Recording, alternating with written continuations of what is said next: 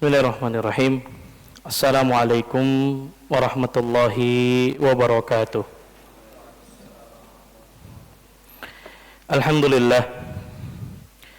Alhamdulillahi wa kafa, wassalatu wassalamu ala rasulina al-mustafa wa ala alihi wa ashabihi ahli sidki wal wafa wa tabi'ina wa man bihudahum iktafa.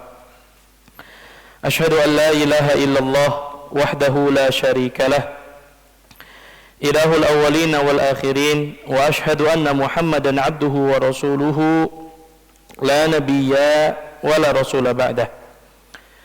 Ikhwatal islam wa ikhwatal iman, rahimani wa rahimakumullah, kaum muslimin yang semoga dimuliakan oleh Allah subhanahu wa ta'ala.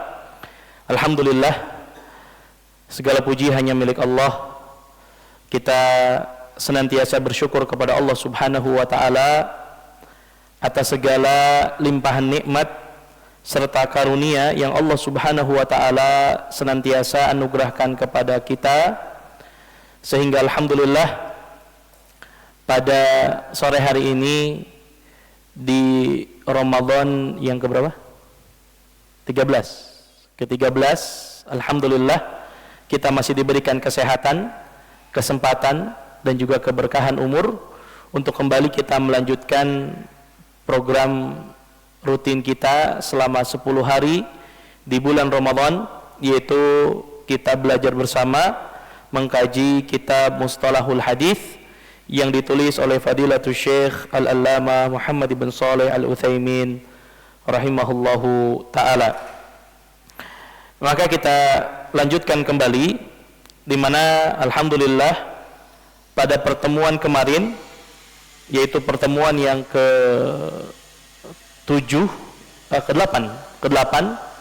hari ini ke-9, besok terakhir hari ke-10, di mana kita sudah membahas terkait dengan ikhtisarul hadis dan riwayatul hadis bil makna, tentang kita meringkas hadis dan meriwayatkan hadis secara makna. Maka tersisa 3 pembahasan insyaallah, yaitu terkait dengan pembahasan hadis-hadis palsu, yaitu hadis maudhu, dan juga tentang al-jarah wa ta'dil. Insyaallah hari ini kita selesaikan pembahasan tentang hadis maudhu, hadis palsu, beserta contoh-contohnya. Insyaallah saya sudah bawakan beberapa contoh dalam kitab Al-Manarul Munib fi Sahihi wa Dha'if, dan juga akan kita tambahkan terkait dengan jarah. Kemudian besok kita ambil sedikit ta'dil, sisa waktunya digunakan untuk ikhtibar, untuk ujian insyaallah ta'ala. Baik, pertanyaannya, apa besok bawa handphone semua? Atau disiapkan pakai kertas juga? Semuanya santri bawa handphone? Antum pegang handphone santri? Masya Allah. Yuza jawal jadid. Masya Allah, Masya Allah. Taib. Indahum jawal. Bas laisa jadid. Masya Allah. Taib. Barakallahu fikum. Tapi insya Allah berarti kita semua sepakat ya, ujiannya pakai Google Form ya. Pakai link, insya Allah linknya besok kita kirim. Ya insya Allah sahal lah, ujian sederhana saja untuk memurojaah insya Allah ta'ala. Mungkin sekitar 25 soal biidnillahi ta'ala ya. Kalau mau 50 pun boleh insyaallah. Insyaallah taala. Baik, ikhwatul Islam wa ikhwatul iman rahimani wa rahimakumullah. Kita meroja sedikit terkait dengan ikhtisarul hadis. Kemarin kita sudah jelaskan bahwa ya, apa hukum kita meringkas hadis. Naam. Apa yang dimaksud dengan meringkas hadis? Apakah kita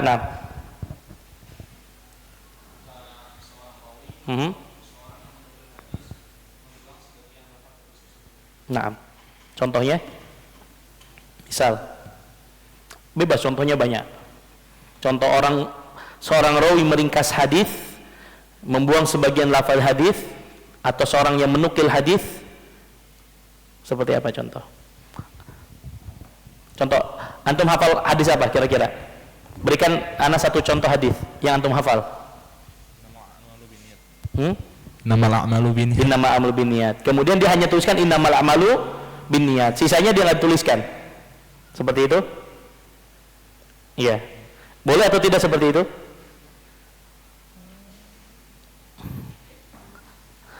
Kira-kira boleh enggak? Kalau anak tulis innamal a'malu binniyat, sudah sekedar itu. Wa innamal likumri ma nawa sampai akhir anak hapus. Boleh enggak? Nanti kita jawab insyaallah. Sebagaimana kemarin sudah kita jelaskan. Baik. Yang dimaksud dengan ikhtisarul hadis adalah seorang rawi atau seorang yang menukil hadis, dia menghilangkan sebagian daripada lafaz hadis. Ya, sebagaimana kemarin kita jelaskan, misalkan hadis yang kedua di hadis Arba'in An-Nawawiyah, di mana bicara tentang rukun Islam, rukun iman dan ihsan. Kemudian dia membuang sebagiannya, misalkan anak mau menukil hanya tentang rukun Islam saja, atau anak hanya menukil yang bagian rukun imannya saja, atau menukil yang bagian ihsannya saja, yang lainnya anak buang. Buang dalam arti anak hilangkan, karena memang anak butuh pendalilannya itu hanya sisi tentang rukun Islamnya saja, tentang rukun imannya saja, begitu kan? Tapi pertanyaannya, kalau dia menukil hanya tentang rukun imannya saja, misalkan dia tulis antu'mina billahi wa malaikatihi wa kutubihi wa rusulih, sampai situ tentang rukun iman, boleh atau tidak? Tidak boleh. Kenapa tidak boleh? Kenapa tidak boleh? Karena kenapa? Karena inti daripada hadisnya hilang, kemudian tujuan daripada penyebutan hadisnya juga hilang, ditambah tidak sempurna, karena ini bicara tentang masalah apa? Rukun iman, rukun Islam, yang ketika disebutkan rukun Islam ada 5, rukun iman ada 6, maka nggak boleh dibuang salah satunya, harus sempurna. Nah, kemudian kita tahu bahwa meringkas hadis itu ada 5 syarat yang harus dipenuhi. Nah, syarat pertama, syarat pertama, tidak menghilangkan makna, istisna, pengecualian, ghayah, maksud, hal, keadaan, dan syarat. Nah, ini syarat pertama. Kalau kita ingin meringkas hadis, tidak boleh menghilangkan makna hadis, apalagi yang berkaitan dengan istisna, pengecualian. Contohnya apa? La tabi'u ad-dhahab bidzahabin illa mithlan bimithlin. Tidak boleh kita jual beli emas dengan emas kecuali harus semisal harganya. Sebagaimana kita mau nuker uang 100.000 dengan pecahan 10.000, maka pecahan 10.000-nya harus berapa? Harus 10, nggak boleh 9. Ya, maka ketika dia hanya memberikan 9, yang 1.000-nya itu apa? Riba. Ya, yang 1.000-nya itu riba. Beda kalau kita nukernya real dengan rupiah, real dengan dolar, itu boleh. Ada perbedaan, tidak harus mislan bimithlin, yang penting taqabud, harus diserahkan secara langsung. Nah, kemudian yang kedua, ya, di antara bentuk menghilangkan makna hadis itu dengan menghilangkan tujuan, maksud. Seperti misalkan Nabi mengatakan la tabi'uts tsamara hatta yabdu salahuhu. Tidak boleh seseorang itu menjual buah-buahan sampai buah-buahannya itu matang, layak untuk dikonsumsi. Makanya nggak boleh kita jual, termasuk misalkan saya jual pohon kedongdong 1 pohon, pada di 1 pohon itu kita nggak tahu ada yang matang ada yang mentah. Kan ini biasa terjadi di masyarakat kita kan, Pak, ini kayaknya pohon mangganya banyak buahnya nih, saya belilah 1 pohon sekian, gitu kan ya. Padahal di situ mungkin ada yang belum matang dan lain sebagainya. Tentu kita tidak bicara dari sisi fikihnya saat ini, ya. Kemudian yang ketiga adalah ketika yang dihilangkan itu yang berkaitan dengan hal, keadaan. Seperti Nabi mengatakan la yaqdiyanna hakamun bainatsnaini wa huwa ghadban. Janganlah salah seorang di antara kalian, seorang hakim, ketika memutuskan perkara antara 2 orang yang berselisih kemudian dalam keadaan marah. Ya, nggak boleh kalau dia menjadi seorang hakim memutuskan perkara kemudian dalam keadaan marah. Kalau orang dalam keadaan marah nggak akan adil pasti putusannya. Ya, sama antum bapak-bapak yang sudah punya keluarga, ya, jangan memutuskan perkara dalam rumah tangga kecuali dalam keadaan tenang. Kalau lagi marah pasti, ya, putusannya tidak akan sesuai apa yang kita putuskan. Nah, kemudian yang dihilangkan juga yang berkaitan dengan menghilangkan makna adalah yang berkaitan dengan syarat. Sebagaimana ketika Ummu Sulaim bertanya kepada Nabi SAW, hal alal mar'ati min guslin idahiyah talamat, apakah seorang wanita itu harus mandi junub apabila dia mimpi besar atau mimpi junub, mimpi basah? Maka Nabi mengatakan na'am idahiyah ra'atil ma'iyah, wanita juga mandi junub, mandi besar, dengan syarat apa? Dia melihat adanya air. Ya, air di sini tentu ma'ruf yang kita ketahui. Maka ketika dihilangkan idaraatil ma, ini enggak boleh. Naam. Kemudian juga ya ketika Nabi mengatakan la yaqulanna ahadukum Allahumma gfirli in syi'ta. Kemudian dia hapus in syi'tanya. Dia mengatakan Allahumma gfirli. Berarti maknanya janganlah salah seorang di antara kalian berdoa dengan mengucapkan ya Allah ampuni dosaku. Berarti ini enggak boleh. Ya, maka in syi'tanya harus tetap ada. Kemudian Nabi juga mengatakan syarat yang lain, al-hajjul mabrur laisa lahul jaza'u illal jannah.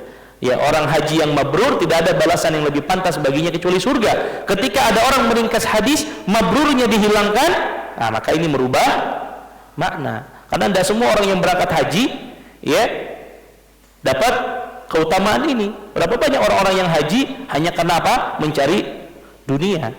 Ya, hanya karena mencari kedudukan dan lain sebagainya. Maka syaratnya harus haji yang mabrur. Nah, kemudian syarat yang kedua, ibu-ibu, apa syarat seorang boleh meringkas hadis?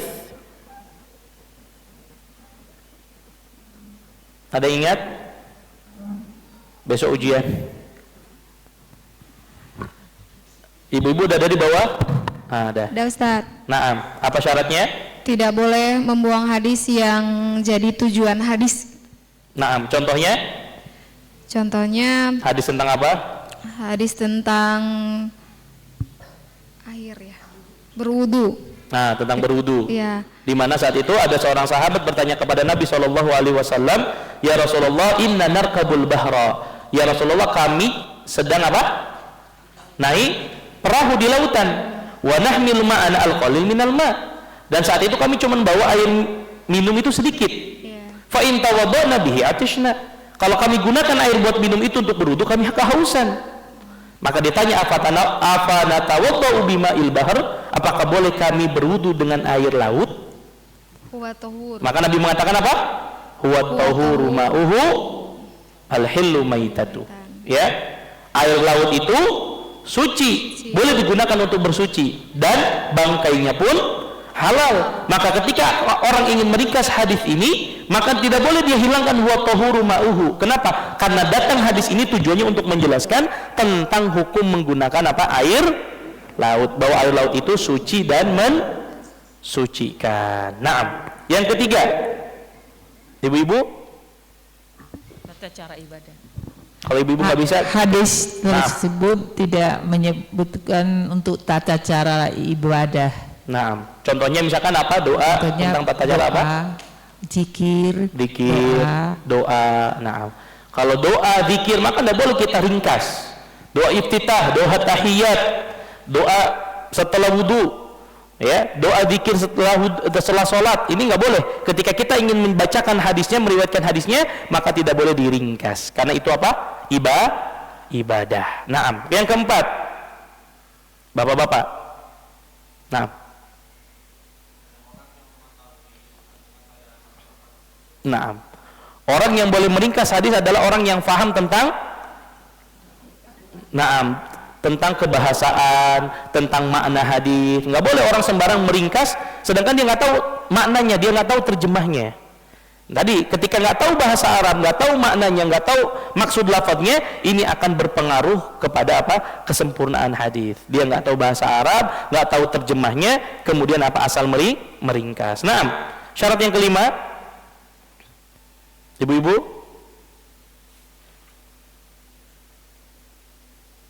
syarat yang kelima apa? Bapak-bapak? Nah, peringkasnya tidak menjadikan perawi menjadi sasaran. nah, perawi tersebut bukan orang yang menjadi sasaran untuk Dituduh. bahwa dia suka meringkas atau mengurang-urangi Hadis. atau suka menambah hadis. Baik. Kemudian kita sudah sebutkan bahwa meringkas hadis ini boleh dilakukan hanya pada buku apa? Bukan buku induk. Ya. Kenapa? Karena buku induk ini untuk kembali kita apa? Melihat kesempurnaan hadisnya. Adapun pada selain buku induk maka ini dibolehkan. Nah, kemudian kita juga sudah jelaskan ketika seorang rawi ingin meringkas hadis atau seorang menukil hadis ingin meringkas hadis, maka yang terbaik adalah dengan menyebutkan apa? Ila akhiril hadis, ya, atau dia sebutkan apa? Nahwahu, yang seperti ini, ya. Ketika dia ingin meringkas hadis, kemudian dia sebutkan bahwa dia sedang meringkas hadis dengan menyebutkan ila akhiri al hadis. Baik. Kemudian pembahasan kemarin yang sudah kita bahas adalah riwayatul hadis bil makna. Ya, meriwayatkan hadis secara makna. Boleh atau tidak? Boleh atau tidak? Boleh dengan syarat. Sebagaimana boleh meringkas hadis dengan 5 syarat.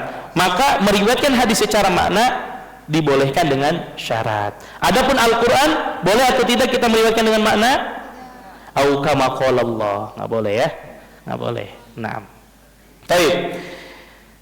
Kemarin kita sudah jelaskan yang dimaksud dengan meriwayatkan hadis secara makna adalah ya, di mana seseorang ya menyampaikan hadis ya dengan selain lafaz hadisnya, tetapi dia riwayatkan secara apa?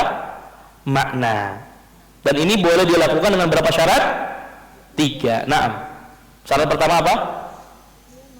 Ibu-ibu, syarat pertama Mengetahui makna hadis. Naam, mengetahui tentang makna hadis dari sisi bahasa. Jadi lagi-lagi seorang tidak boleh meriwayatkan hadis secara makna kecuali dia harus tahu secara bahasa. Nah, kemudian yang kedua, dalam keadaan darurat. Ya, tiba-tiba dia lagi khutbah Jumat, lupa hadisnya. Nah, maka dia boleh meriwayatkan hadis dengan makna sambil apa? Menyebutkan au kama qala sallallahu alaihi wasallam, tapi dengan syarat betul-betul dia lupa. Kalau sekiranya dia ingat lafaz hadisnya, maka wajib dia menyampaikan sesuai dengan lafaz hadisnya. Ya. Kecuali dia apa? Lupa. Ya. Atau dalam rangka untuk memahamkan orang lain. Ini boleh. Kemudian yang ketiga adalah bahwasannya lafaz hadisnya itu bukan pada lafaz yang dalam bentuk ibadah. Seperti apa tadi? Zikir kepada Allah, ya, kemudian doa-doa dalam sholat dan lain sebagainya. Kemudian juga kita sudah sampaikan bahwa kalaupun orang meriwayatkan hadis secara makna, maka harus dibarengi dengan apa? Au kama qala sallallahu alaihi wasallam. Sampai sini jelas? Baik, kita masuk kepada pembahasan tentang hadis palsu al-maudhu. Nah, Bismillahirrahmanirrahim. Qala fadilatul Syekh Al-'Allamah Muhammad bin Al-Uthali Al-Utsaimin, ghafarallahu lahu wa liwalidayhi wa lil muslimina ajma'in. Al-mawdu' ta'rifuhu hukmuhu ma yu'rafu bihi al-wad'u ta'ifatun min al-ahadith al-mawdu'ah wa ba'd al-kutub al-mu'allafati fiha ta'ifatun min al-wadda'in. Al-mawdu' al-hadits al-makdzub 'ala an-nabi sallallahu alaihi wasallam. Baik. Pembahasan kita selanjutnya adalah tentang hadis palsu. Sebetulnya kalau kita bicara tentang hadis palsu ini pembahasan yang cukup panjang. Jadi kami dulu ada mata kuliah khusus namanya mata kuliah al-wadu' wal wadda'un. Mata kuliah tentang hadis-hadis palsu dan orang-orang yang memalsukan hadis. Itu satu mata kuliah. Ya, di sini hanya dihitung berapa lembar? 2 lembar atau 3 lembar. Itu ada mata kuliah khusus tentang bicara tentang apa? Hadis-hadis yang palsu. Ya, tentu kita tidak akan berpanjang lebar bahas tentang hadis palsu, tetapi sekali lagi bahwa ini jadi mata kuliah. Kalau di Fakultas Hadis ada mata kuliah khusus tentang bagaimana mengetahui tentang hadis-hadis palsu. Karena kita tahu bahwa ilmu mustalahul hadis ini kan tidak lepas daripada untuk mengetahui mana yang sahih yang diterima, mana yang tolak. Yang tolak itu nggak lepas daripada hadis yang dhaif atau hadis yang palsu gitu kan. Makanya pembahasannya cukup panjang. Namun di sini kita tidak berpanjang lebar, hanya sekedar untuk mengetahui seperti apa hadis-hadis palsu, bagaimana cara mengetahuinya, dan siapa orang-orang yang biasa memalsukan hadis dan apa latar belakang mereka. Itulah yang akan kita bahas insyaallah taala. Oleh karenanya dalam hal ini dijelaskan tentang definisi apa itu hadis maudhu, apa hukumnya, boleh atau tidak kita mengamalkan hadis yang palsu, kemudian bagaimana mengetahui kepalsuan sebuah hadis. Walaupun di sini dijelaskan secara ringkas, ya ada banyak sebetulnya, termasuk sebagaimana saya sampaikan di dalam kitab ini Al-Manarul Munif. Di sini Al-Imam Ibnu Qayyim rahimahullahu taala menyebutkan ada beberapa cara tanpa kita teliti pun bisa ketahuan ini pasti hadis palsu gitu, ya. Nah, tapi kita tidak jelaskan di sini, tapi tetap kita akan bacakan beberapa contohnya insyaallah taala. Kemudian kita juga akan bahas ya sekelompok orang-orang yang memalsukan hadis, kemudian juga buku yang ditulis untuk mengumpulkan hadis-hadis palsu, artinya diteliti bahwa ini termasuk hadis-hadis palsu, dan nanti kita akan lihat betapa banyaknya ya orang-orang dahulu memalsukan hadis Nabi dengan segala latar belakang yang ada pada mereka. Ada latar belakang politik, ada karena latar belakang ingin menghancurkan Islam, ada latar belakang karena bisnis, ada latar belakang karena nyari muka di depan penguasa, dan lain sebagainya. Nanti akan kita jelaskan insyaallah taala. Baik, kita mulai daripada definisi daripada hadis maudhu. Maka lihat betapa ringkasnya Syekh Muhammad bin Shalih Al-Utsaimin mendefinisikan makna maudhu. Berarti hadis maudhu itu, hadis yang palsu itu, al-hadithul makdzub ala Nabi sallallahu alaihi wasallam, adalah sebuah hadis yang didustakan atas nama Nabi sallallahu alaihi wasallam. Mudahnya, ya udah hadis palsu gitu. Hadis palsu itu orang bikin hadis dinisbatkan kepada siapa? Kepada Nabi sallallahu alaihi wasallam, padahal Nabi tidak pernah mengucapkan dan mengatakan hadis tersebut. Dan sekali lagi ikhwatal sama ikhwatal iman, ketika kita bicara tentang al-wadha, hadis maudhu, ini semakin menguatkan iman kita bahwasanya hadis itu adalah wahyu dari Allah Subhanahu wa taala. Kenapa? Karena orang sepintar apapun menyembunyikan hadis palsu akan ketahuan juga. Ya? Dengan apa? Dengan para ulama yang mereka menghafal hadis beserta sanadnya. Dengan adanya para ulama yang meneliti hadis dari zaman ke zaman.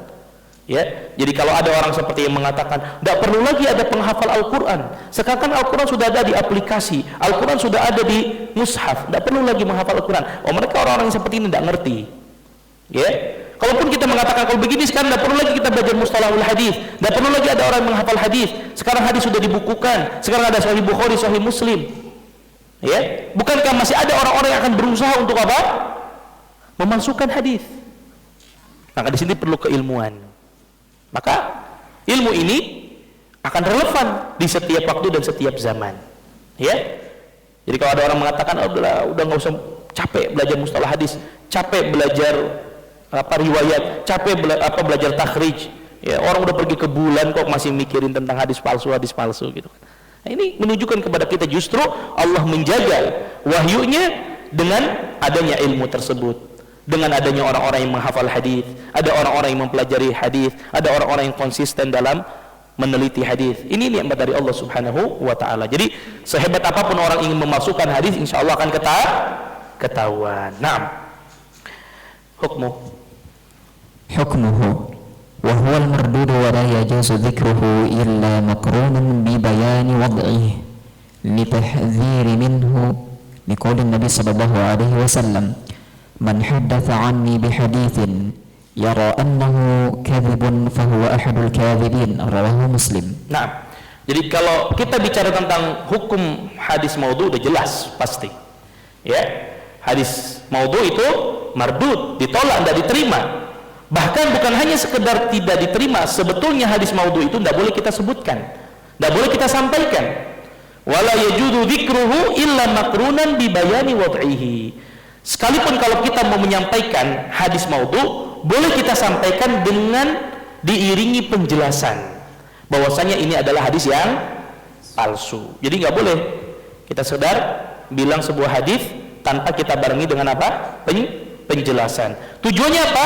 Littahdhiri minhu, untuk memperingatkan umat dari hadis-hadis palsu, dan banyak sekali hadis palsu. Bahkan ini saya sampaikan, ya, banyak hadis palsu yang justru digunakan oleh para dai, para mubalik untuk menyampaikan kepada manusia. Ustaz kan niatnya baik. Nanti bahkan kita lihat di antara motif latar belakang orang memalsukan hadis, bahkan ada yang motifnya itu supaya manusia kembali lagi rajin baca Quran, rajin manusia ibadah. Tujuannya baik supaya manusia itu punya sifat zuhud terhadap dunia. Tapi niat yang baik, ya, tapi caranya tidak baik, nggak boleh. Makanya nanti akan kita lihat, ya, bahkan kalau antum lihat, ya, nanti coba aja googling di internet, misalkan gini, keutamaan surah Al-Imran misalkan, keutamaan surah Al-Maidah, keutamaan itu ada terus. Padahal tidak semua surah-surah di dalam Al-Quran disebutkan keutamaannya. Ada surah-surah yang disebutkan keutamaan seperti surah Al-Baqarah, ada disebutkan, tapi tidak semua surah itu disebutkan ada keutamaannya. Nah, ternyata ada orang-orang yang buat hadis palsu pada tentang keutamaan surah-surah di dalam Al-Quran.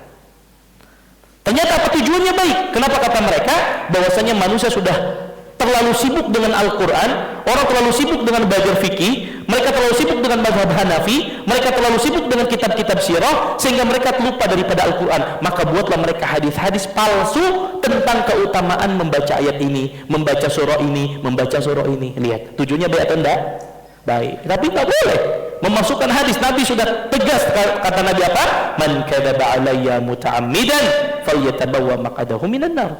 Ya, siapa yang berdusta atas namaku, maka adalah dia bersiap-siap menyiapkan tempat duduknya di api neraka. Bahkan apa kata Nabi SAW? Man haddatsa anni bihaditsin yara annahu kadzibun fahuwa ahadul kadzibin. Ya, jelas kata Nabi SAW, barang siapa yang menyampaikan hadis dariku yang dia ketahui bahwasanya hadis itu adalah dusta, maka ia termasuk orang-orang yang berbuat dusta. Nggak boleh, ya, walaupun tujuannya apa? Baik. Dan itu paling banyak di Indonesia, Ustaz, ya, motivasi orang, utlubul ilma walau bisin, belajarlah ilmu walaupun sampai ke negeri Cina. Kan niatnya baik, Ustaz, supaya orang belajar keluar dari negaranya menuntut ilmu. Iya, tapi hadisnya palsu. Nah, ويعرف الوضع بأمور منها إقرار الواضع به مخالفة الحديث للعقل مثل أن يتضمن جمعا بين النكيضين أو إثبات وجود مستحيل أو نفي وجود واجب ونحوه. Nah, maka sebuah hadis palsu dapat diketahui dengan beberapa perkara. Walaupun sekali lagi ini disampaikan secara singkat, hanya 3. Ya, tentu kita tidak akan menambahkannya, ya, supaya kita juga fokus kepada apa yang ada dalam kitab Syekh Muhammad ibn Shalih Al-Utsaimin. Jadi sebuah hadis palsu bisa diketahui ini hadis palsu atau tidak. Yang pertama dengan iqrarul wadhi'i bihi, pengakuan orang yang memalsukan. Nah, nanti akan kita ambil contoh nih, ya, di mana ada rawi yang dia ngaku saya memalsukan hadis gitu. Udah masukkan dia ngaku. Karena memang ada motif di balik dia memalsukan hadis. Yang kedua, mukhalafatul hadis bil aql. Ya. Hadis-hadis yang diriwayatkan oleh dia yang palsu tadi bertentangan dengan akal sehat. Ya, bertentangan dengan akal sehat. Nah, saya kasih contoh, misalkan ada sebuah hadis palsu yang mengatakan law kana ruzzu rajulan lakana haliman. Kalau sekiranya beras itu laki-laki, maka dia akan menjadi orang yang bijaksana. Ma'akalahu ja'iun illa asba'ahu. Tidaklah nasi itu dimakan oleh orang yang lapar kecuali akan mengenyangkan. Ya, ya jelas lah. Nggak usah dijelasin juga, orang udah tahu. Orang makan nasi bikin apa? Kenyang. Tapi kan yang tadi bertolak dengan akal kita, ya. Disifati beras itu seakan-akan seperti laki-laki. Kalaulah beras itu seperti laki-laki, maka dia akan menjadi orang yang bijaksana, ya. Kemudian, ya, yang kemarin kita sebutkan, ya, tentang misalkan keutamaan apa? Yang misalkan kata ada sebuah hadis palsu, idza atasa ar-rajulu indal hadits fa huwa sidqun. Apabila ada seorang laki-laki, ya, yang bersin ketika dia ngomong, maka sejatinya dia adalah orang yang jujur. Lihat, kejujuran orang dinilai dengan apa? Ketika bersin. Ya. Jadi kalau antum lagi ngomong sana sini ngomong sini tiba-tiba bersin, nah orang jujur nih, gitu kan. Yang bahaya para koruptor ketika dia ketika di sidang, ya, dia ngobrol-ngobrol kemudian dia apa? Bersih, kemudian apa dianggap apa? Nah, bebas nanti. Ini kan lihat bertentangan dengan akal kita, banyak banget. Saya sebutkan beberapa saja. Ya. Yang kemarin kita sebutkan alaikum bil adas fa innahu mubarakun yuriqul qalba. Hendaklah kalian makan adas, ya. Karena sesungguhnya makan adas itu makanan yang diberkahi, yang dapat melembutkan hati. Bahkan qaddasa fihi sab'una nabiyya, ya, sampai 70 nabi itu apa? Menjadikan adas itu makanan yang apa? Yang suci, makanan yang mulia, ya. Banyak sekali, ya. Kemudian misalkan, ya, contoh yang lain,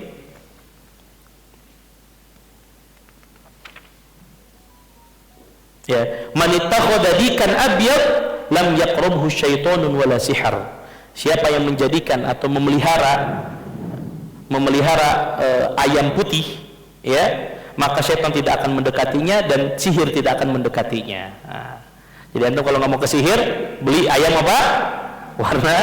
Warna putih dan lain sebagainya. Nanti kita sebutkan beberapa contoh-contoh yang lainnya insyaallah taala. Kemudian yang ketiga, ya, mukhalafatuhu lil ma'lum bid-darurati minad din. Bertentangan dengan perkara-perkara agama yang fundamental. Jadi kan mustahil Nabi menyebutkan sebuah hadis tapi bertentangan dengan perkara yang fundamental. Apa yang misalkan fundamental? Contohnya adalah an yatadamman isqata ruknin min arkanil Islam. Ada orang misalkan bikin hadis palsu yang Nabi menyebutkan rukun Islam itu ada 5 tapi disebutkan ada 3. Itu udah jelas pasti palsu, gitu kan. Nggak usah diteliti lagi tuh, udah pasti palsu tuh. Ada orang bikin hadis tentang rukun iman, Nabi menyebutkan rukun iman ada berapa? 6, dia tambah jadi 8 misalkan, udah pasti palsu tuh, gak mungkin, gitu kan? Atau apa? Tahlil riba wa nahwi, dia bikin hadis-hadis yang menghalalkan riba, ya, demi apa? Demi uang, akhirnya dihalalkan perkara riba, dia buat hadis palsu tentang riba.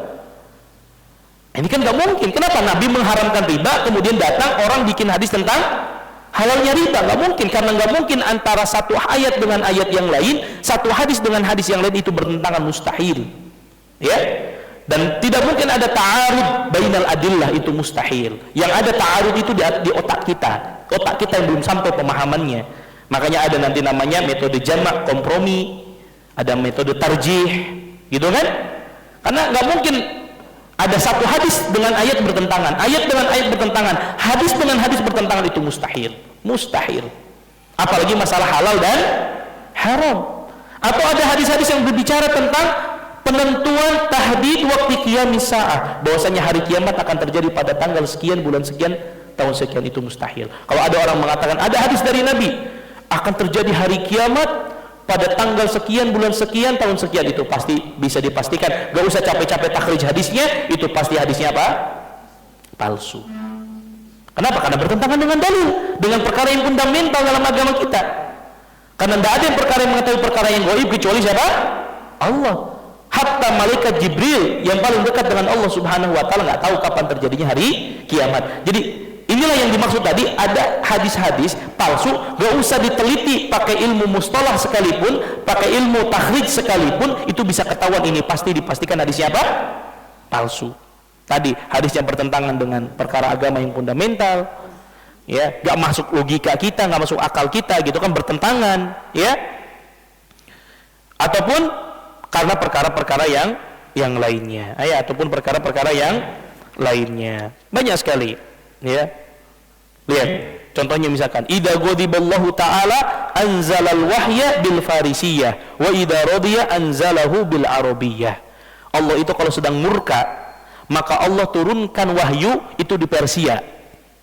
Tapi kalau Allah lagi nggak marah, Allah akan turunkan wahyu itu di Arab, di tanah Jazirah Arab. Pertanyaan saya, kalau ada orang percaya dengan ini, berarti dia nggak tahu bahwasanya Al-Quran itu, wahyu itu hanya Allah turunkan di mana? Di mana? Di dua tempat, di Makkah dan Madinah. Betul atau tidak?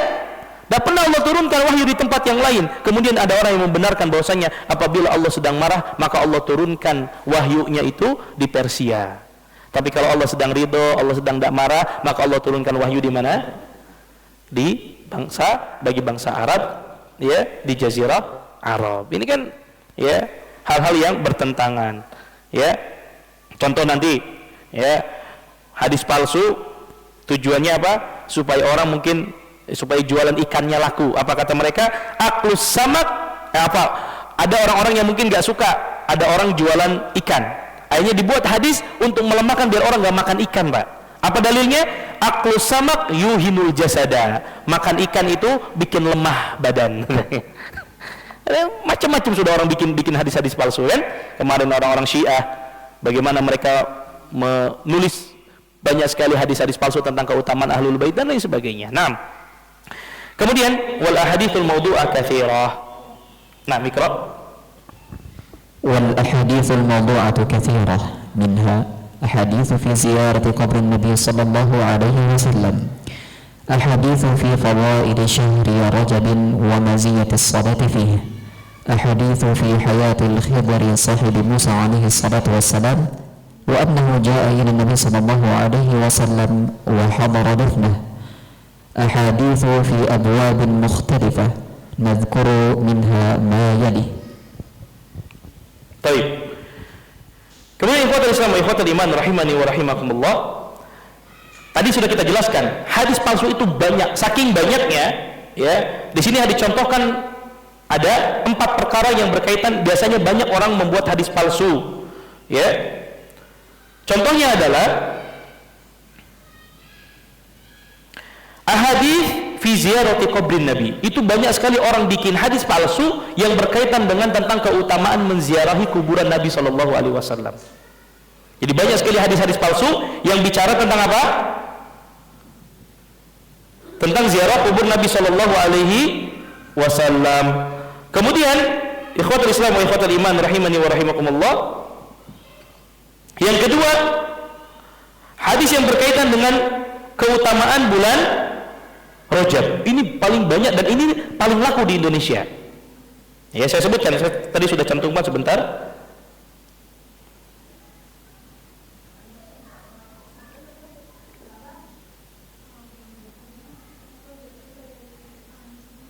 Kita kasih contoh beberapa hadis palsu yang berkaitan dengan tentang bulan Rajab. Itu banyak sekali dan ini banyak diamalkan oleh kita di Indonesia.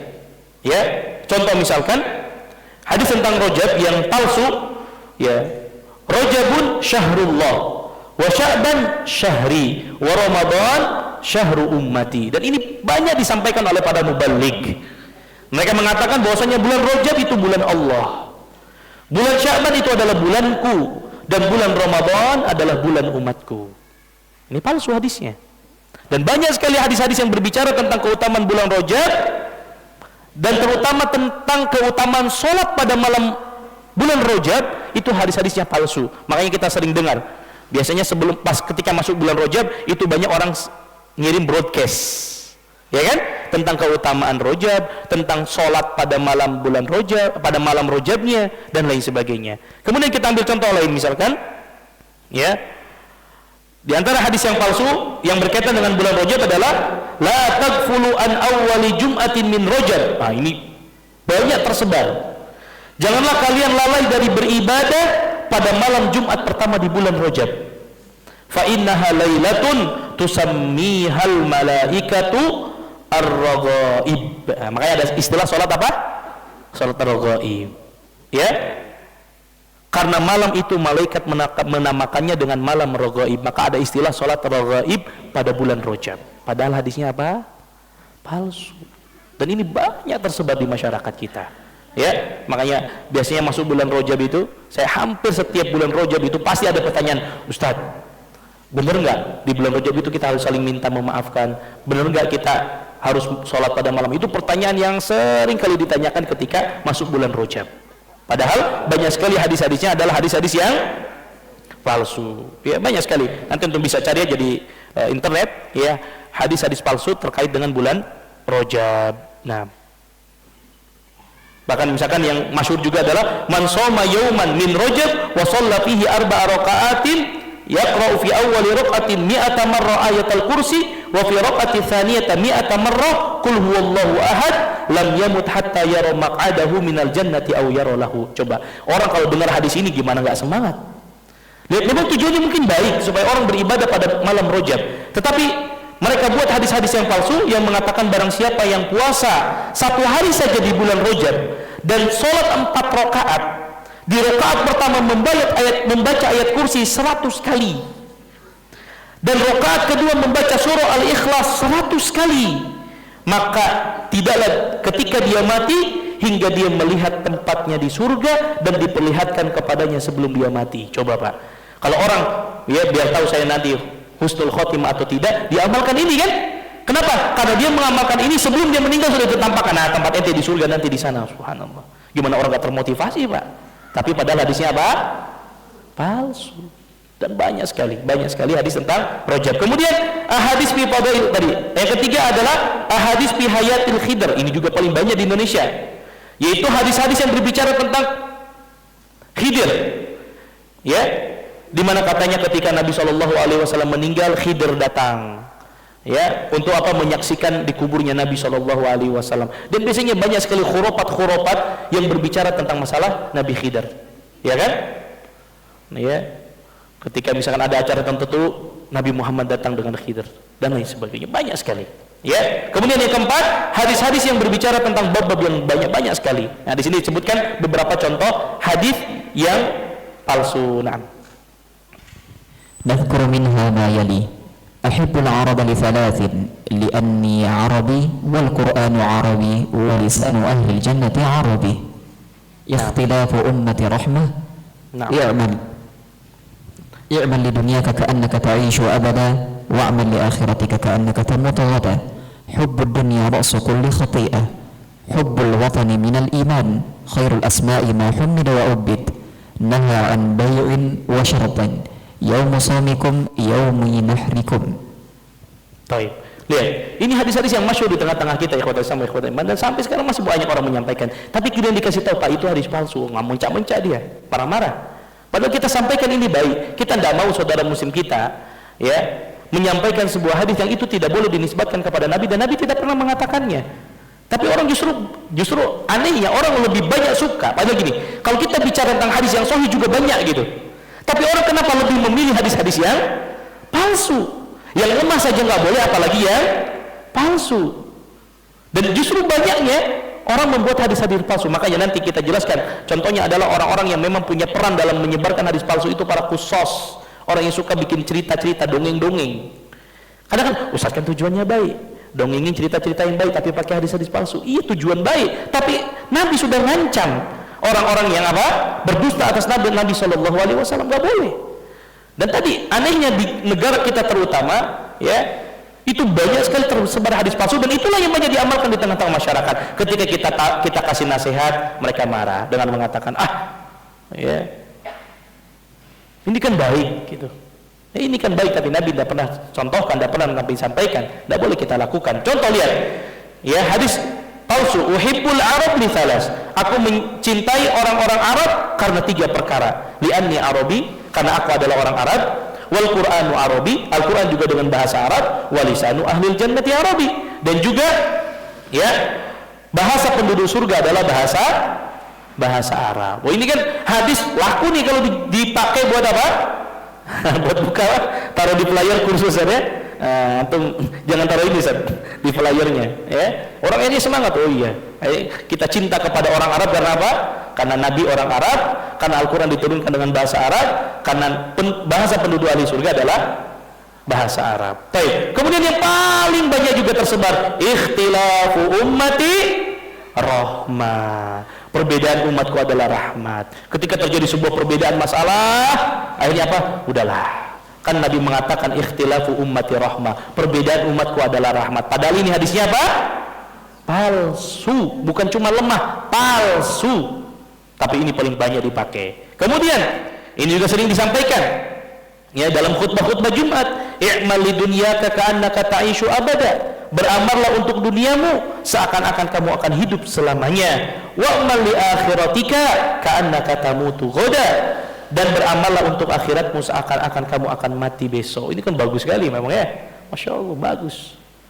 Tetapi sekali lagi ini palsu hadisnya ya. Kalaupun orang mengatakannya, sampaikan bahwasanya ini adalah hadis palsu. Kemudian lihat, hubbud dunya ra'su kulli khati'ah, cinta dunia adalah pokok dari segala kesalahan ya. Secara mana memang benar, tapi ini apa? Palsu ya. Beda hal kalau dia masih dhaif kemudian maknanya benar. Ini kan sudah palsu, tidak boleh diamalkan sama sekali. Kalau kemarin hadis yang dhaif masih boleh diamalkan, terutama pada fadhailul amal dengan syarat-syarat yang sudah kita sebutkan. Tapi kalau palsu tidak boleh sama sekali. Ya, kemudian khairul asma ma humida wa ubid. Sebaik-baik nama adalah yang terpuji dan ya mengingatkan akan penghambaan diri terhadap Allah Subhanahu wa taala. Kemudian naha anil bai'i wa syarat. Ya, Nabi SAW pernah melarang jual beli disertai dengan syarat. Ya, kemudian yaumu saumikum yaumu nahrikum, hari berpuasa kalian adalah hari berkurban kalian. Ini hadis-hadis yang banyak tersebar, banyak sekali hadis-hadis palsu ya, banyak sekali hadis-hadis palsu ya. Lihat, nah ini juga nih, saya juga baru tahu, mungkin orang Indonesia ini gara-gara tersebar hadis ini. Antum pernah dengar istilah gini? Nggak tahu ya, mungkin ini tersebar banyak di Sunda. Katanya kalau telinga berdengung berarti ada yang ngomongin kan? Pernah dengar? Pernah dengar nggak Pak? Makanya ada diginiin. Betul atau enggak? Ternyata ada hadis palsu yang mengatakan idza dhannat udhunu ahadikum falyusalli alayya. Apabila telinga salah seorang di antara kalian berdengung, maka hendaklah kalian bersolawat kepadaku. Wal yaqul dzakarallahu man dzakarani bi khair. Ya. Dzakarallah man dzakarani bi khair. Ya mungkin karena ini juga gitu kan. Nah, tapi masih mending mungkin kalau orang tadi berdengung kemudian dia bersolawat. Ini ya, kalau telinga berdengung berarti apa? Ada orang yang ngomongin. Udah suudzon aja duluan ya. Padahal mungkin ada air masuk ke telinganya kemudian jadi berdengung gitu kan. Nah, ini banyak sekali ya hadis-hadis yang aneh-aneh yang dibuat. Ya, lihat, yaltaqi al-Khadir wa Ilyas kullu amin. Bahwasanya Nabi Khidir dan Ilyas itu bertemu setiap tahunnya, reunian mereka. Ya, bertemu. Ya, banyak sekali ya hadis-hadis yang dhaif, ya hadis-hadis yang dhaif. Terutama tadi lihat tentang Khidir, ya. Law kana al-Khadir qabla Nuhin la raqiba ma'ahu fis safinah. Kalau sekiranya Khidir itu ada ya sebelum adanya Nabi Nuh, maka niscaya ya la raqiba ma'ahu fis safinah, maka dia akan bersama-sama di atas perahunya Nabi Nuh. Udah macam-macam ya, macam-macam. Baik. Kemudian sekarang kita bicara tentang apa? Buku yang bicara tentang hadis maudhu. Nah ini makanya ikhwati sama ikhwatul iman, bagi yang ingin melihat bagaimana banyaknya hadis-hadis palsu, maka disebutkan ada tulisan para ulama yang menghimpun hadis-hadis palsu. Nah tapi ini hanya sekedar kita baca saja ya, tidak perlu kita jelaskan secara mendalam. Nah, وقد ألف كثير من أهل الحديث في بيان الأحاديث الموضوعة دفاعا عن السنة وتحذيرا للأمة، مثل الموضوعات الكبرى للإمام عبد الرحمن بن الجوزي المتوفى سنة 597 هجرية، لكنه لم يستوعبها وأدخل فيها ما ليس منها. نعم اقرأ.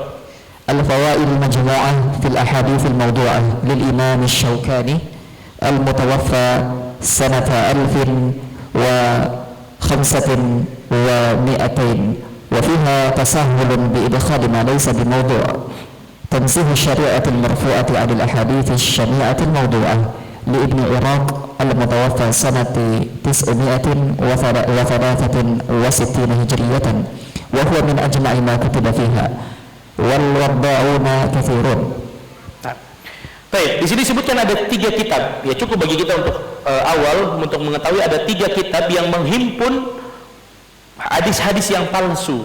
Tujuannya kenapa dihimpun? Bukan biar orang mengamalkan hadis palsu itu, bukan. Tapi justru apa? Difa'an anis sunnah, sebagai bentuk pembelaan dari menjaga sunnah Nabi SAW, wa tahdhiran lil ummati, dan sebagai bentuk apa? Memberikan peringatan kepada umat jangan nyebarin hadis-hadis palsu. Ya. Contohnya apa? Kitab Al-Mawdu'at Al-Kubra.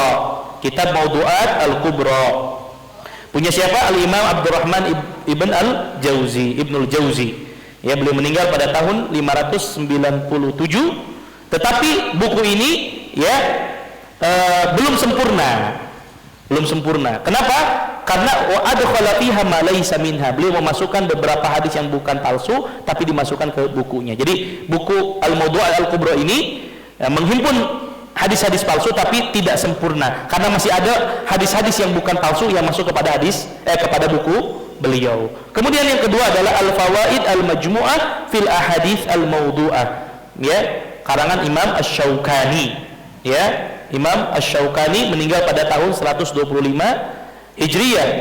Ya. Nah, beliau juga wa fiha tasahul bi idkhali ma laysa bi mawdu'. Sama.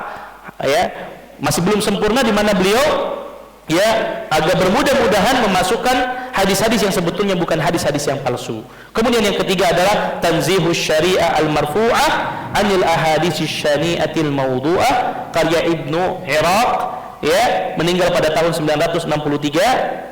Dan inilah kitab maudhu' yang apa? Ajma' ma kutiba fiha, yang paling lengkap dalam menghimpun hadis-hadis palsu. Ya, ini hadis yang apa namanya? Lengkap dalam menghimpun hadis-hadis palsu, yaitu kitab Tanzihus Syari'ah Al-Marfu'ah anil ahadits syani'ati al-mawdu'ah. Baik, itu cukup 3 kitab ya kalau kita ingin tahu hadis-hadis yang palsu. Kemudian sekarang siapa ya tokoh-tokoh pemalsu hadis dan apa latar belakang mereka? Kita lihat sekarang ya.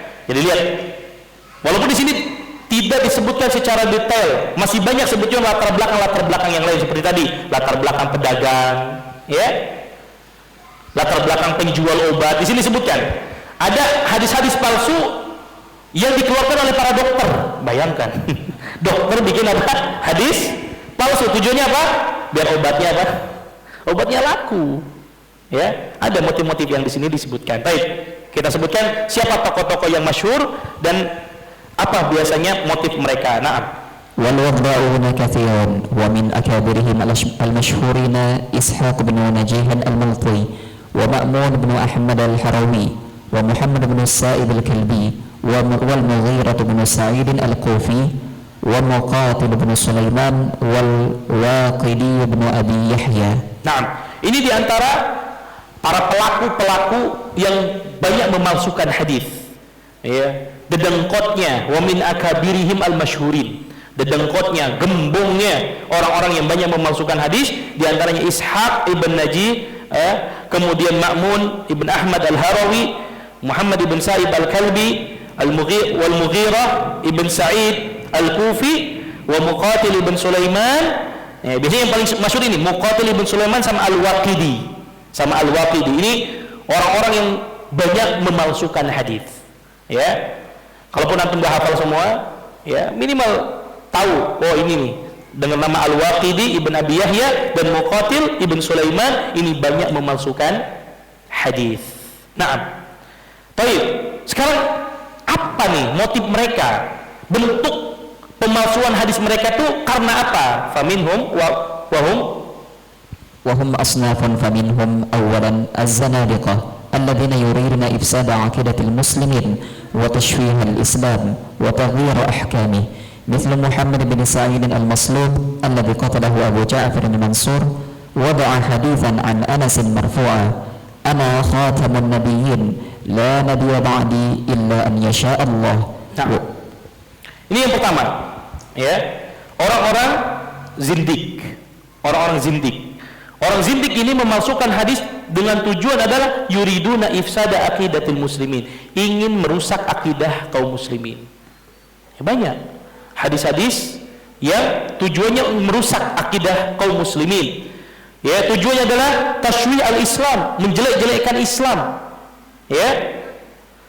Atau taghyir ahkamihi, tujuannya adalah untuk merubah hukum Allah Subhanahu wa taala. Seperti tadi, riba yang awalnya haram, mereka bikin hadis untuk menghalalkan riba.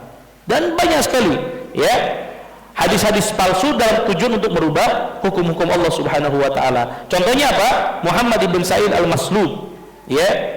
Dia ini dibunuh pada zaman Abu Ja'far al-Mansur dengan cara disalib. Kenapa? Karena dia memasukkan hadis dari Anas, dia marfu'kan kepada Nabi, dia katakan ana khatamun nabiyyin, la nabiyya ba'di illa an yasha Allah. Ya, aku adalah penutup para nabi, ya. Tidak ada nabi lagi sesudah diriku jika Allah menghendakinya. Akhirnya karena ini orang ini memasukkan hadis, akhirnya apa? Dibunuh, ya. Orang ini dibunuh karena pengerusak agama yang seperti ini, ya, perusak agama. Dan zaman sekarang banyak orang ngaku-ngaku jadi nabi, orang ngaku-ngaku sebagai Imam Mahdi, ya. Bahkan keliling dunia dia, ke Indonesia dijamu luar biasa. Kenapa? Karena dia bermimpi bahwasanya Allah mengabarkan bahwa dia adalah Imam Mahdi dan lain sebagainya. Banyak sekali yang seperti ini, ya. Dan orang banyak yang percaya, ya. Makanya jangan aneh kalau ada orang yang ngawur-ngawur, yang aneh-aneh itu banyak pengikutnya, ya. Jangankan mereka, Dajjal pun akan banyak pengikutnya. Maka disinilah pentingnya kita belajar ilmu, pentingnya kita belajar, ya, agar kita menjauhi hadis-hadis palsu, terutama karena ada motif-motif tadi. Kemudian ومثل عبد الكريم بن أبي الأوجاء الذي قتله أحد الأمراء العباسيين في البصرة وقال حين قدم من القتل لقد وضعت فيكم 4,000 حديث أحرم فيها الحلال وأحلل فيها الحرام. Nah, Kil. وقد قيل إن الزنادقة وضعوا على رسول الله صلى الله عليه وسلم 14,000 حديث. Lihat, ikhwatul semua ikhwatul iman, luar biasa, ya.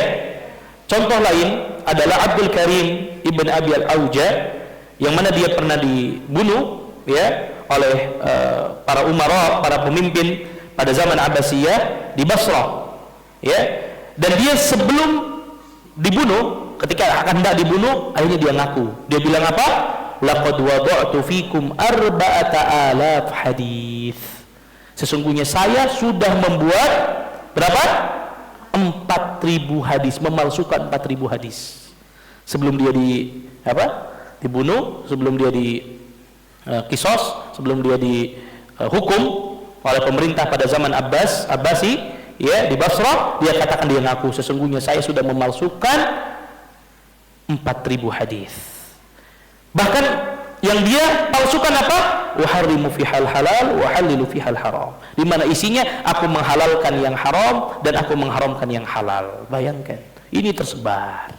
Maka kita bersyukur dengan adanya para ulama tadi yang mengumpulkan hadis-hadis palsu. Nah, maksud saya begini, kenapa orang-orang yang sudah dikasih tahu ini hadis palsu jangan disampaikan? Udah ada para ulama dulu mengumpulkan, tapi masih aja, dan itu disampaikan terus kepada umat.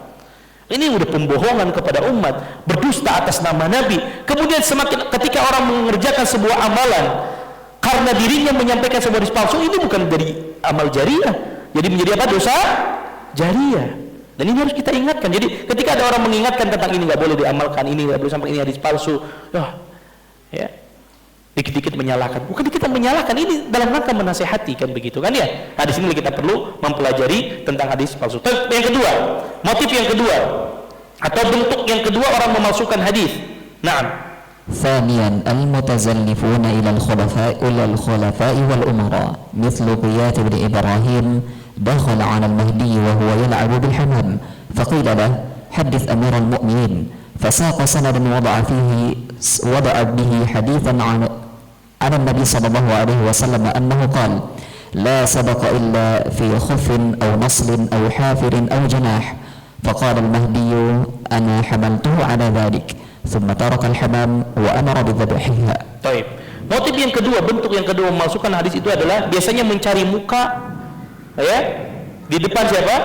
Di depan para pemimpin, di depan para khulafa, ya, di depan khalifah, di depan gubernur. Karena memang ada motif apa? Ingin dapat sanjungan, dapat pujian, dapat harta, ya, atau dalam kata lain motifnya adalah motif politik.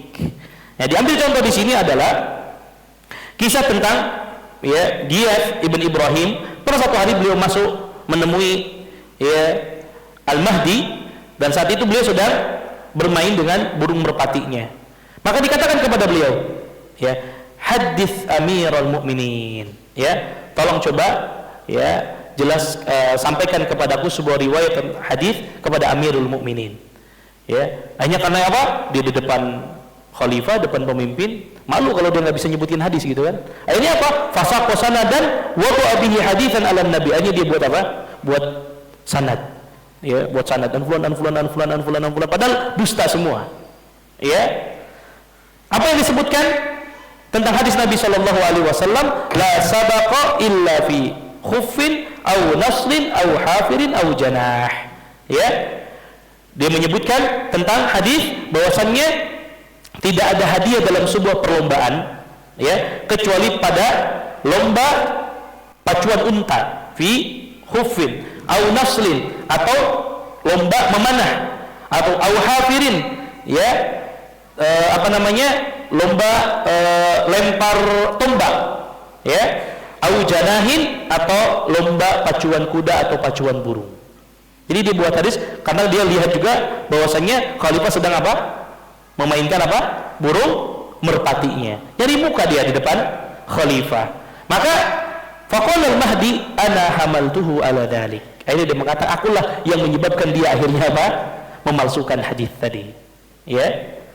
Thumma tarakal hamam, kemudian dia ambil burung merpatinya tadi, kemudian diperintahkan burung merpatinya tadi disembelih. Jadi lihat bagaimana akhirnya orang karena depan khalifah gitu kan, biar dipandang orang yang berilmu. Ketika coba dites, coba kamu sampaikan hadis kepadaku, karena dia nggak tahu hadis, akhirnya dibuat hadis-hadis palsu. Dia buat sanad hadis yang itu tidak pernah Nabi Shallallahu Alaihi Wasallam sampaikan. Tujuannya apa? Nyari muka depan apa? Khalifah, nyari jabatan, ya, nyari muka depan pemimpin. Kan banyak gitu kan ya, orang apa? Berdusta, ya, karena pengen apa? Dipandang baik oleh seorang pemimpin. Baik, yang ketiga.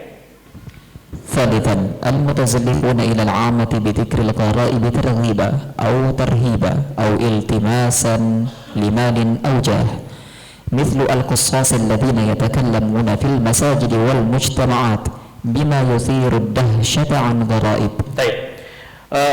Yang ketiga itu orang-orang yang mencari muka di depan orang awam. Jadi menyebutkan hadis-hadis depan orang awam yang nggak punya ilmu, nggak tahu apa-apa. Apa yang mereka sebutkan hadis-hadis tentang targhib wa tarhib. Ya, ini saya sampaikan paling banyak di negara kita. Hadis-hadis palsu yang bicara tentang apa? Motivasi ibadah, atau apa? Nakut-nakuti orang supaya orang rajin ibadah, takut terhadap neraka. Tujuannya baik. Atau apa? Iltimasan limal. Atau ada orang nyebutin hadis, buat hadis palsu tujuannya pengen dapat apa? Cuan, dapat pulus, dapat uang, ya, atau apa? Aujah, atau karena ingin dapat kedudukan, ya. Jadi banyak motifnya orang bikin hadis palsu. Terutama adalah zaman dulu ada namanya kusos. Kusos itu orang-orang yang suka cerita, pendongeng yang bikin cerita-cerita. Alladzina yatakallamuna fil masajid wal mujtama'at. Di mana pendongeng-pendongeng ini, para orang-orang tukang kisah ini suka apa? Menyampaikan cerita-cerita di masjid ataupun di tempat-tempat orang-orang berkumpul.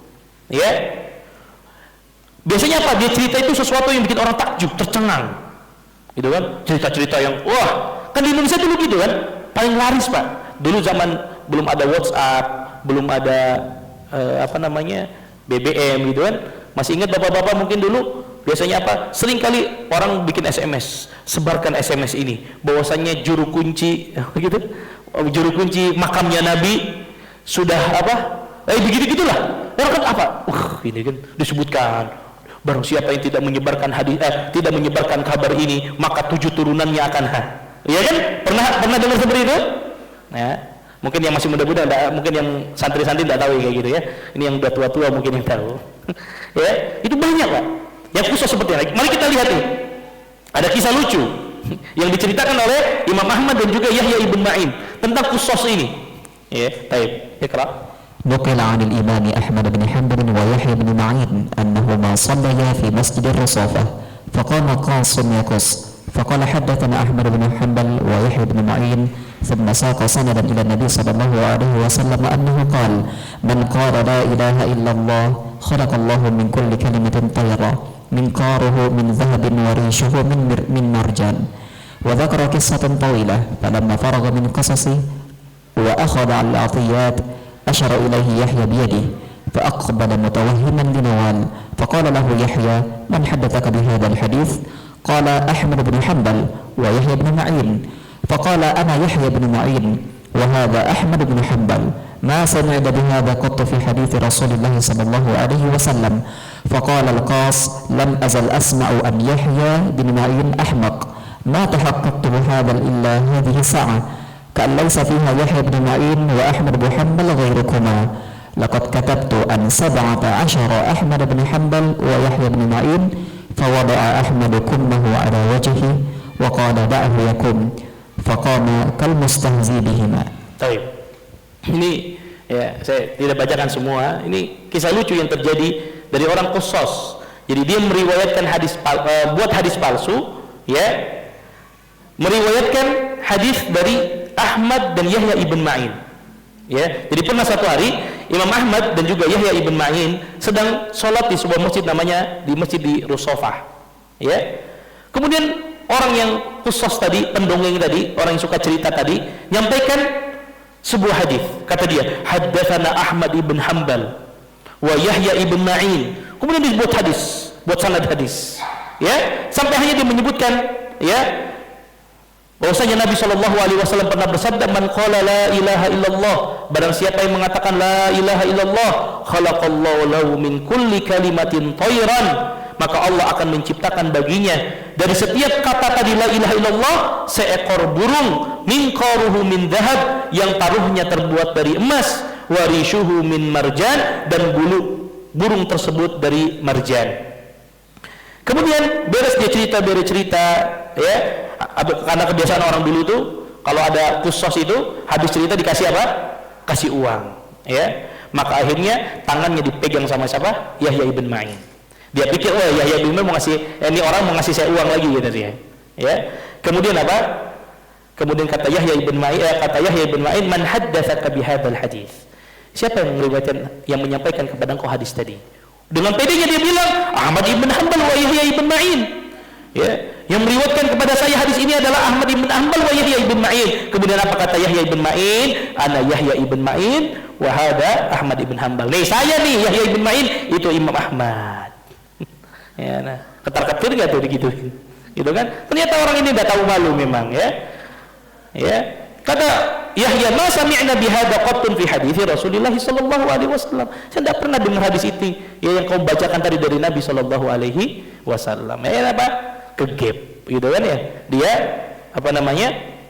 Berdusta atas nama Nabi sallallahu alaihi wasallam. Akhirnya singkat cerita kesel, ya, fa wada'a Ahmadu kummahu, maka Imam Ahmad ngambil apa namanya? Ini lengan tangannya, kemudian kayak dia apa namanya? Didorong seperti itu untuk apa? Kata beliau, da'hu yakum, pergi sana pergi, gitu kan ya. Kemudian apa, pas pergi dia, ya, kayak ngejek kepada Imam Ahmad dan juga Yahya ibn Ma'in. Jadi memang orang-orang seperti ini tidak punya malu, ya, tidak punya malu. Nah, langsung ke wa fil qalbi min iqraril Imam Ahmad bin Ma'in qas hatta intaha fi rabi'an, langsung yang keempat, rabi'an al-mutahammisun lid-din yad'una ahaditha fi fadailil Islam وما يتصل فيه وفي الزهد في الدنيا ونحو ذلك لقصد إقبال الناس عن الدين وزهدهم في الدنيا مثل أبي عصمة نوح بن أبي مريم قاضي مروة وضع حديثا في فضائل سور القرآن سورة وقال إني رأيت الناس أعرضوا عن القرآن واشتغلوا بفقه أبي حنيفة ومغازي ابن إسحاق يعني فوضع ذلك. Lihat, ya qadis sama ikhwatul iman rahimani wa rahimakumullah. Sebab yang keempat, orang memalsukan hadis tujuannya baik banget. Tujuannya apa? Orang-orang yang memalsukan hadis adalah al-mutahammisuna lid-din, orang-orang yang semangat pada agama.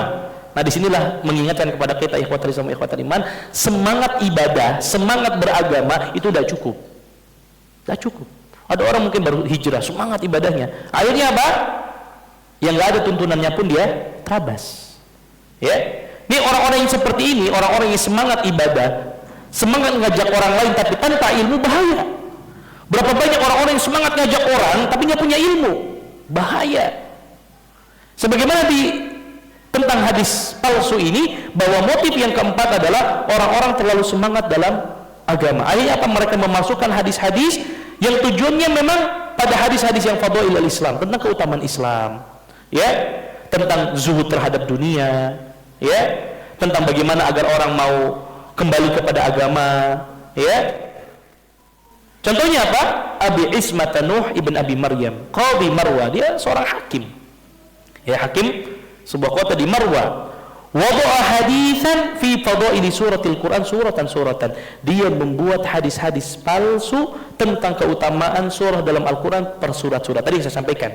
Makanya antum lihat ya, antum coba googling lah, cari aja, tulis di internet misalkan keutamaan surah Al-Imran, muncul tuh biasanya. Keutamaan surah Al-Anfal muncul. Padahal kita tahu tidak semua surat, kata para ulama, itu ada keutamaannya. Tidak semua surat itu disebutkan keutamaannya oleh Nabi Shallallahu Alaihi Wasallam. Tapi akhirnya apa? Banyak tadi. Dan saya sudah buktikan, ya, beberapa ketika misalkan cari referensi, cari keutamaan surah ini, kemudian dapat ada. Kemudian ketika didalami, oh ternyata hadis-hadisnya palsu. Dan ternyata betul. Lihat, apa tujuan beliau memalsukan hadis-hadis yang berkaitan dengan keutamaan surah-surah di dalam Al-Quran? Qala inni ra'aitun nasa a'radu anil Qur'an. Sesungguhnya saya melihat banyak manusia sudah berpaling dari Al-Quran. Baik nggak niatnya Pak? Wih, baik banget. Tujuannya baik. Washtaghalu bi fiqhi Abi Hanifah. Sudah banyak orang terlalu sibuk, terlalu menyibukkan diri dengan fikihnya Abu Hanifah, terlalu sibuk dengan fikih. Wa maghazi Ibnu Ishaq, dan mereka terlalu sibuk dengan apa? Sirah-sirah Ibnu Ishaq tentang peperangan Nabi Shallallahu Alaihi Wasallam. Maka apa? Saya bikin hadis-hadis supaya manusia semangat lagi baca Quran. Coba kalau orang misalkan ada keutamaan surah Al-Anfal misalkan, anggaplah barang siapa yang membaca surah Al-Anfal, orang akan semangat lagi kan baca Quran. Tujuannya baik, tapi dia memalsukan hadis. Jadi tidak semua surah di dalam Al-Quran itu memiliki keutamaan secara khusus disebutkan oleh Nabi SAW. Ada surah-surah seperti misalkan baca surah Al-Mulk, walaupun itu pun dianggap hadisnya sebagai hadis yang lemah. Ada yang mengatakan yaitu tidak disampaikan kepada Nabi SAW, tapi perkataannya Abdullah bin Mas'ud misalkan. Ya, adapun misalkan keutamaan surah Al-Baqarah itu ada, surah Al-Ikhlas itu ada, tapi tidak semua surat. Nah, orang ini tujuannya baik, supaya manusia kembali lagi baca Quran, semua orang lagi apa? Semangat baca Quran, tapi bikin hadis palsu. Nah, kemudian motif yang kelima, خامسا المتعصبون لمذهب أو طريقة أو بلد أو متبوع أو قبيلة يضعون أحاديث في فضائل ما تعصبوا له والثناء عليه مثل ميسرة بن عبد ربه الذي أقر أنه وضع على النبي صلى الله عليه وسلم 70 حديثا في فضائل علي بن أبي طالب رضي الله تعالى عنه. Nah, kemudian motif yang kelima orang memalsukan hadis adalah orang-orang yang ta'assub dengan madhab, orang yang fanatik terhadap madhab, ya, untuk membela madhabnya, buat dianya hadis-hadis palsu, atau untuk membela tarekatnya. Ini paling banyak juga, ya, ada tarekat ini, tarekat itu, setiap tarekat punya zikir tertentu, kemudian bikin hadis-hadis palsu, dan banyak sekali. Barang siapa membaca zikir ini 1000 kali, banyak kan? Ya, nanti badannya jadi ringan, bisa terbang. Ya ada Pak, banyak Pak. Iya enggak? Tarekat tertentu, makanya mohon maaf ikhwati sama ikhwati, makanya orang-orang yang seperti ini banyak yang gila akhirnya. Makanya di Sunda itu ada istilah apa? Tekataikan katanya. Tahu tekataikan? Nah, kesampaian ilmunya. Karena tadi suruh baca zikir sekian ribu kali. Baca istighfar sekian ribu kali. Ya, biar apa? Biar bisa terbang. Betul Pak? Biar apa? Biar nanti sampai pada tingkatan ma'rifah, jadi nggak perlu lagi sholat. Banyak seperti itu. Akhirnya orang bikin hadis-hadis palsu. Akhirnya orang semangat mengamalkannya, tapi sekali lagi itu berdusta atas nama Nabi Shallallahu Alaihi Wasallam. Atau dalam rangka fanatik terhadap negara, wilayah, kota, ya buat hadis-hadis palsu tentang keutamaannya. Biar orang betah di kotanya, biar orang apa? Seperti tadi misalkan apa?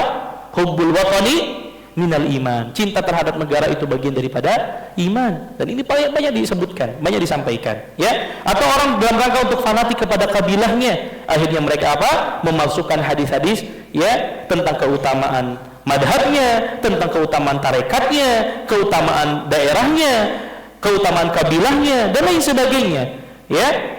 Contohnya siapa? Maisarah ibn Abdi Rabbi alladhi aqarra, ini dia mengakui annahu wada'a 'ala nabi 70 haditsan fi fadaili Ali ibn Abi Thalib. Dia memalsukan hadis, membuat hadis palsu 70 hadis yang berkaitan dengan keutamaan Ali bin Abi Thalib.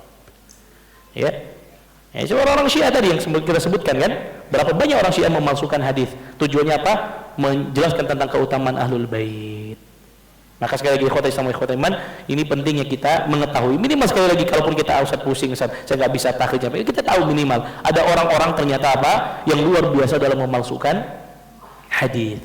Ya, dengan segala motif yang mereka miliki, motif dagang, motif politik, ta'assub, ya, kemudian karena segala macamnya. Ya, maka mudah-mudahan dengan kita mempelajari yang sedikit ini apa? Memberikan semangat kepada kita dalam rangka kita membela hadis Nabi Shallallahu Alaihi Wasallam. Ikhwata Islam wa ikhwata iman, ternyata tidak selesai kita masuk ke jarah. Insya Allah besok mudah-mudahan ya setengah jam mungkin ya. Kalaupun mungkin besok waktunya habis untuk menjelaskan jarah wa ta'dil, ya mungkin ujiannya nggak apa-apa, kerjakan di rumah lah ya, nggak masalah kan. Ustaz, yang penting nggak boleh lihat catatan. Ustaz, boleh bertanya? Baik, silakan. Disampaikan keutamaan surat dalam Al-Quran itu kan ada yang dipalsukan. Nah, ada apa? Keutamaan surah-surah Al-Quran, menurut Ustaz ada yang palsu, ada yang tidak palsu, ada yang sahih. Nah, sebagai orang awam, bagaimana kita mengetahui bahwa keutamaan surat yang ada di Google misalnya kita cari itu adalah palsu? Jazakallahu khairan. Ini mumtaz sebenarnya. Kemarin sudah kita jelaskan kan ya, bagaimana cara kita mengetahui bahwasanya sebuah hadis itu tadi palsu atau hadis itu lemah. Maka salah satunya adalah dikembalikan kepada buku induk, kepada buku-buku yang sahih. Kalau gitu misalkan dia sebutkan keutamaan surah Al-Anfal misalkan, barang siapa baca surah Al-Anfal sekian kali maka dia akan seperti ini. Kemudian disebutkan nomornya kan, atau disebutkan riwayat siapa, maka dilihat kepada kitab induknya. Atau ya, itu kita bicara bagi orang awam ya. Adapun bagi orang-orang yang belajar hadis, yang bisa mentakhrij hadis, dia takhrij gitu pastinya. Ya, cara mudahnya adalah tadi dengan melihat kepada apa? Buku induk. Nah, sekarang juga banyak. Sekarang alhamdulillah itu pun nikmat dari Allah Subhanahu wa taala, dengan canggihnya teknologi, ya antum tinggal lihat. Misalkan masuk ke misalkan Durar As-Saniyah.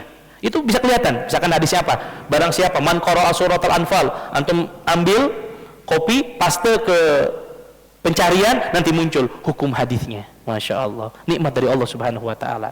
Ketahuan hukum hadisnya ini palsu. Kenapa palsu? Disebutkan sebabnya, hadis ini dhaif, ini sebabnya. Nikmat dari Allah. Dan itu sampai pada seperti itu kan hasil penelitian, Pak. Sekali lagi, mereka, kita mungkin belajar ini sebagai hanya sekedar apa, pengetahuan bagi kita saja. Tapi mereka dulu belajar mustolah, belajar lain memang untuk dipelajari, untuk meneliti. Sehingga kita sekarang dapat manfaatnya. Kita baca di aplikasi-aplikasi, kemudian di Maktabah Syamilah misalkan, itu banyak sekali. Jadi itu mudahnya ya kalau zaman sekarang. Orang-orang awam tinggal lihat ini hadisnya apa, taruh cari di internet, atau mungkin cari aja kalau pakai Indonesia, apakah hadis ini sahih misalkan. Itu kadang ada orang yang memang nulis artikelnya nanti muncul. Ya, itu nikmat dari Allah Subhanahu wa taala. Kalaupun nggak tahu, cara kedua berarti tanya kepada orang yang lebih tahu. Ya, kan begitu cara mudahnya di zaman sekarang. Bisa dipahami, Bu? Jelas? Nah, Ustaz. Baik. Ya, kalau saya cukupkan sampai di sini karena masih ada kegiatan lain. Insya Allah besok kita selesaikan jarah wa ta'dil biidnillahi ta'ala, ya, walaupun memang agak panjang sedikit pembahasannya, tapi insya Allah mudah-mudahan selesai. Kalaupun ternyata waktunya kita selesaikan untuk membahas kitab ini, ya ujiannya antum boleh kerjakan di rumah lah. Boleh kan? Boleh enggak? Boleh ya, insya Allah ya. Dikasih waktu ya. Baik, dikasih waktu. Mungkin panitia nanti bikin cara lah gimana bisa dikerjakan jam berapa sampai jam berapa. Ya, kalau besok misalkan nggak selesai, kalau misalkan selesai mungkin setengah jam, ya bisa selesaikan insya Allah. Yang penting kita berhusnudzon, insya Allah jujur semua ngerjainnya. Dan insya Allah juga ya nilai besar ya, alhamdulillah, mungkin lahu hadiah, ada yang diberikan, yang nggak dapat kecil pun insya Allah nggak diumumkan. Kita nggak akan pasang di TV ya, seperti biasanya santri itu kan, fulan hafalan Qurannya nilai sekian bang, antum insya Allah nggak ditulis. Ya, Pak Anto nilainya 60, nggak datang ke masjid lagi nanti gitu. Anda insya Allah aman insya Allah ya. Nah, insya Allah besok saya usahakan besok soalnya udah ready insya Allah, mudah-mudahan diberikan kemudahan. Dan kita cukupkan kajian kita pada hari ini. Insyaallah tersisa satu maudhu lagi, dan ini juga penting, tentang jarh wa ta'dil, ya. Dan nanti perlu kita wanti-wanti di awal tentang masalah jarh wa ta'dil. Insyaallah nanti kita sampaikan besok biidznillah taala. Wallahu taala alam wa sallallahu ala nabiyina Muhammad. Kita tutup dengan doa kafaratul majlis. Subhanakallahumma wa bihamdika asyhadu an la ilaha illa anta astaghfiruka wa atubu ilaik. Wassalamualaikum warahmatullahi wabarakatuh.